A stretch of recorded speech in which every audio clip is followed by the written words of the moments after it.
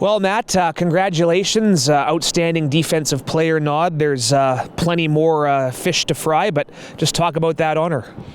Yeah, I'm really happy, to be honest, and I think it reflects hard work from me throughout the season, the offseason. But I'm even happier that it reflects the whole work we've been doing in the D-line room and on defense ever since 2022. I mean, everybody knows it's the same group, or basically the same groups as we had. So I share it with them, and I'm just happy to be able to represent the team and represent the D-line with that award. Congratulations, definitely in order. But yeah, like we talked about, playoff week, being inside here all week, a bit of a different feel. How exciting is it? It's really, really exciting. Just the energy to be here throughout the week, I think it makes us that much more focused for the upcoming game on Saturday. And yeah, my favorite memory so far as a Lion is last year's playoff game here at BC Place. So we know what it means, and that's where our focus is at right now. It's on Saturday's game, and I like the energy right now, and I think everybody's focused on the task ahead. What is it, defensively speaking, what are we looking to clean up here after the last one? A lot of time to prepare for it as well, right? Yeah, well, I mean, I think the main focus is to bring the rushing yards down and the rushing attempt on average down.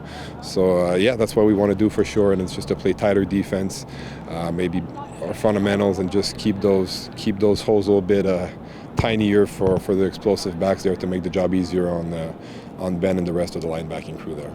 It didn't end up being much of a factor in last year's playoff win, their running game with Carey and everybody.